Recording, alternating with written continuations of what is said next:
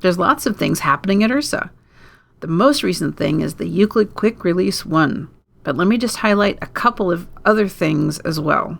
At any time, you can go to the news box on our page, but you can also go to past news and see all of the most recent things that have happened. But let me just highlight that the Spitzer Archive, the WISE Image Service, and the Sophia Archive have now all been migrated to use the most recent version of Firefly, which is a software that gives these archives all the same look and feel. In order to get access to the Euclid data, if you go to the Euclid mission page here, there's lots of information here and lots of documentation to read and lots of ways to get access to the Euclid data. I just wanted to highlight the Euclid Data Explorer. This Data Explorer is using the Firefly software, and it allows you to interactively visualize the data that are available and to explore what images and catalogs we have available. Soon the Spectra will be available through this tool as well. If you go to the Images tab, it puts up an all-sky image and footprints. The yellow footprints are where the Euclid data are planned to be observed, and the red footprints are where the released data exists. So if you click in those red footprints, you can search. You can also put in the coordinates that you want to search on. I'm going to search in that region. I can also do inspect objects. It's got the same position I clicked on before. Search. Now it's given me a list of objects at that location, and it's overlaid the objects on cutout images here. There's other videos that go through the Euclid Data Explorer in more detail. Those are the highlights.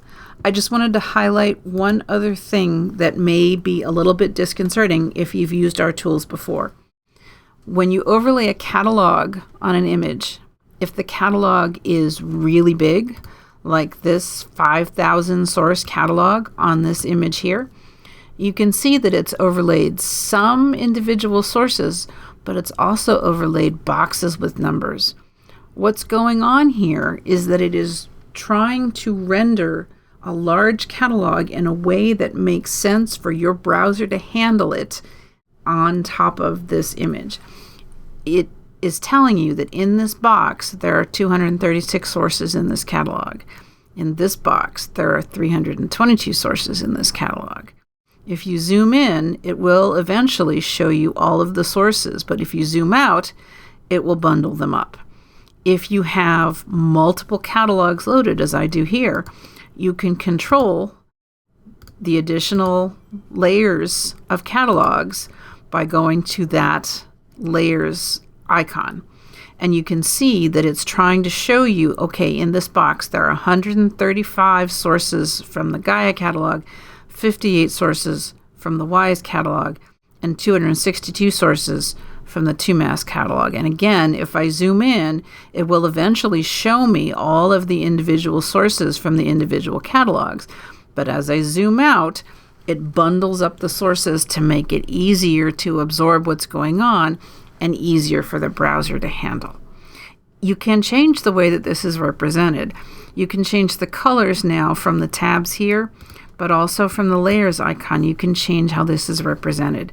If you want smaller cells shown, you can change that. You can also change how it's represented. Let me turn off some of these other catalogs so that it's easier to see. If I zoom out a little bit here, this catalog has both individual sources and these cells. So if I change it from large to small, you can see what it does to how it's displaying that catalog in that view. The HealPix grid is the default. You can also ask it to show it as ellipses, or as boxes, or as a heat map. Sometimes that's useful, but it does obscure the image underneath.